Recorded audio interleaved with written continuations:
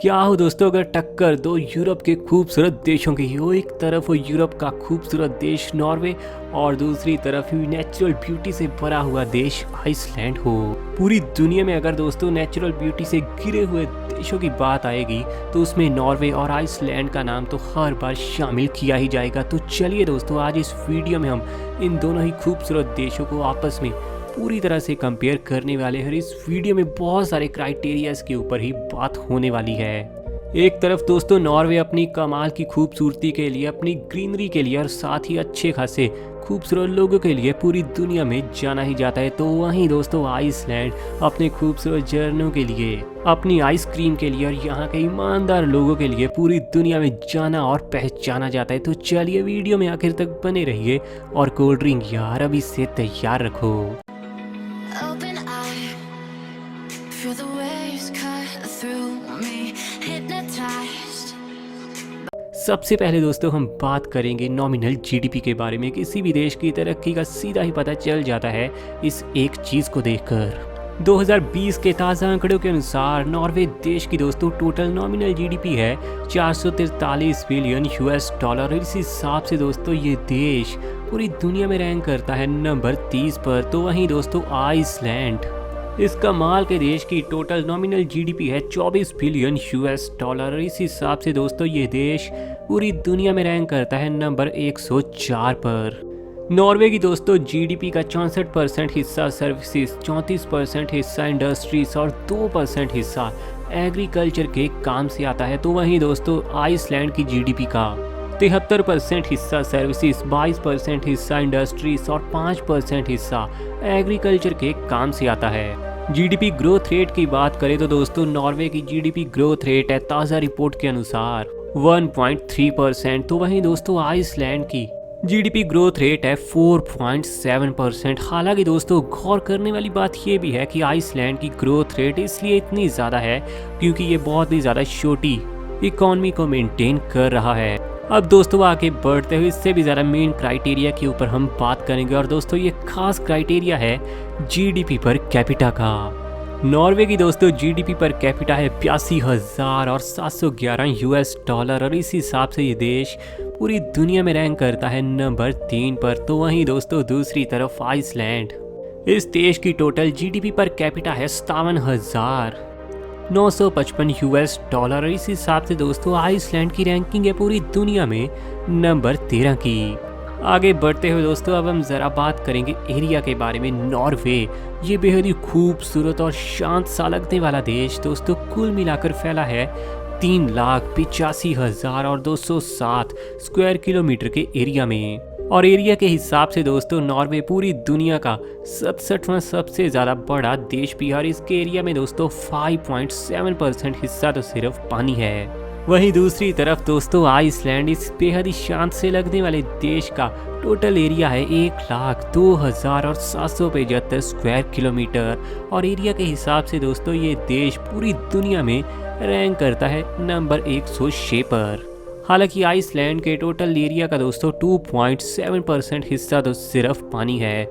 चलिए दोस्तों एरिया की तो बात कर ली, अब जरा बात होगी पॉपुलेशन यानी आबादी के बारे में। नॉर्वे दोस्तों इस देश की टोटल पॉपुलेशन है ताज़ा आंकड़ों के अनुसार 54,32,580 और इस हिसाब से दोस्तों ये देश पूरी दुनिया में रैंक करता है नंबर 120 पर। तो वहीं दोस्तों इस देश की पॉपुलेशन डेंसिटी है 14 स्क्वायर किलोमीटर, यानी 1 स्क्वायर किलोमीटर में आपको यहाँ पर 14 लोग देखने को मिलेंगे, यानी भीड़ भाड़ दोस्तों आपको यहाँ बिल्कुल नहीं देखने को मिलेगी। वहीं दोस्तों आइसलैंड इस देश की टोटल आबादी है सिर्फ 3,64,134 और पॉपुलेशन के हिसाब से ये देश पूरी दुनिया में रैंक करता है नंबर 179 पर। आइसलैंड दोस्तों दुनिया के उन देशों में गिना जाता है जहां पर बेहद ही ज़्यादा कम लोग बसे हुए हैं। तो वहीं पॉपुलेशन डेंसिटी की बात करें तो यहाँ पर पॉपुलेशन डेंसिटी है 3.5 स्क्वायर किलोमीटर, यानी 1 स्क्वायर किलोमीटर में आपको सिर्फ 3 से 4 लोग ही देखने को मिलेंगे। अब दोस्तों एक बहुत ही ज़्यादा मेन क्राइटेरिया HDI के बारे में हम बात करेंगे, यानी ह्यूमन डेवलपमेंट इंडेक्स। इस एक इंडेक्स को देखकर दोस्तों आप किसी भी देश के लोगों का लाइफस्टाइल पूरे तरीके से जान सकते हो, क्योंकि दोस्तों इसको 3 मेन इंडिकेटर्स के आधार पर तैयार किया जाता है। और दोस्तों ये 3 मेन इंडिकेटर्स हैं लाइफ एक्सपेक्टेंसी, एजुकेशन लेवल और पर कैपिटल इनकम। नॉर्वे का दोस्तों 2020 के ताज़ा आंकड़ों के अनुसार HDI का स्कोर है 0.954 और दोस्तों ये देश आता है वेरी हाई में। और बहुत ही ज़्यादा कमाल बात तो ये है कि HDI के मामले में पूरी दुनिया का नंबर 1 का जो देश है वो नॉर्वे है। तो वहीं दोस्तों आइसलैंड, इस देश का HDI का स्कोर है 0.938 और ये देश भी दोस्तों वेरी हाई की लिस्ट में आता है। और दोस्तों इसकी रैंकिंग पूरी दुनिया में है नंबर 6 की, यानी दोनों ही देश दोस्तों रहने के लिए सही में कमाल के हैं। चलिए दोस्तों आगे बढ़ते हैं, अब जरा हम बात कर लेते हैं करेंसी के बारे में। नॉर्वे में चलने वाली दोस्तों करेंसी है नॉर्वेजियन क्रोन और आज के दिन एक नॉर्वेजियन क्रोन इंडिया में आकर हो जाता है 8.5 रुपए के इक्वल। तो वहीं दोस्तों आइसलैंड की करेंसी है आइसलैंडिक क्रोना। हालांकि दोस्तों आइसलैंड की करेंसी इंडिया के सामने भी काफ़ी कमज़ोर पड़ती है और आइसलैंड का एक आइसलैंडिक क्रोना इंडिया में आकर रह जाते हैं सिर्फ 55 पैसे। अब दोस्तों आगे बढ़ते अब हम बात करेंगे फर्टिलिटी रेट के बारे में, जिससे हमें पता चलेगा दोनों ही देशों में एक महिला आमतौर पर कितने बच्चों को जन्म देती है। नॉर्वे का दोस्तों आज के दिन फर्टिलिटी स्कोर है 1.71, यानी यहाँ पर दोस्तों एक महिला आमतौर पर 1.25 बच्चों को जन्म देती है। तो वहीं दोस्तों आइसलैंड इस खूबसूरत देश का फर्टिलिटी रेट है 1.74 और यहाँ पर भी दोस्तों एक वुमेन एवरेज तौर पर लगभग 1.25 बच्चों को ही जन्म देती है। फर्टिलिटी रेटिंग में दोस्तों ये दोनों ही देश बहुत ही ज़्यादा सही जा रहे हैं। चलिए दोस्तों अब जरा हम दोनों ही देशों के लिटरेसी रेट के बारे में बात करेंगे, जिससे पता चलेगा कि दोनों ही देशों में कितने ज़्यादा लोग पढ़े लिखे हैं। आइसलैंड में दोस्तों लिटरेसी रेट का आंकड़ा पहुंच चुका है 99% पर और यहाँ की दोस्तों गवर्नमेंट अपनी GDP का 5.6% हिस्सा सिर्फ एजुकेशन पर ही खर्च करती है। इसीलिए दोस्तों यहाँ पर चाहे कोई अमीर हो या फिर कोई गरीब हो, सभी को एजुकेशन का, पढ़ाई करने का पूरा हक से मौका मिलता है। तो वहीं दोस्तों नॉर्वे, इस देश का भी दोस्तों लिटरेसी रेट 99% के पार ही जाता है और यहाँ की दोस्तों गवर्नमेंट अपनी GDP का लगभग 30% हिस्सा सिर्फ पढ़ाई पर ही खर्च करती है। आंकड़ा दोस्तों काफ़ी ज़्यादा चौंकाने वाला है, लेकिन हर जगह आपको यही रिपोर्ट देखने को मिलेगी कि नॉर्वे की गवर्नमेंट अपनी टोटल GDP का 30% हिस्सा एजुकेशन पर खर्च करती है। ये दोस्तों सही में बेहद ही ज़्यादा कमाल की बात है।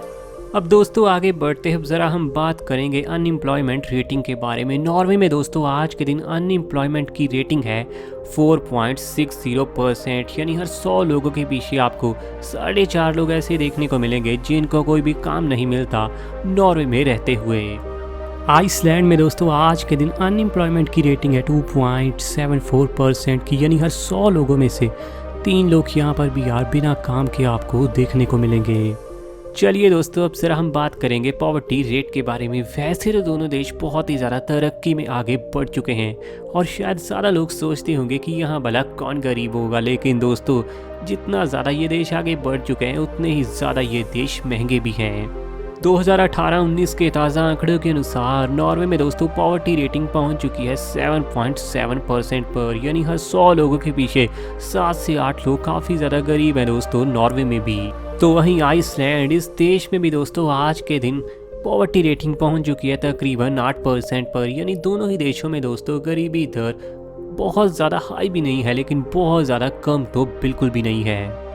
तो दोस्तों आपको क्या लगता है, नॉर्वे ज़्यादा कमाल का देश है या फिर आइसलैंड की एक अलग ही बात है? कमेंट में यार अपनी राय शेयर तो ज़रूर करना और ऐसी वीडियोस आपके लिए हमें डेली लानी है तो चैनल सब्सक्राइब करो।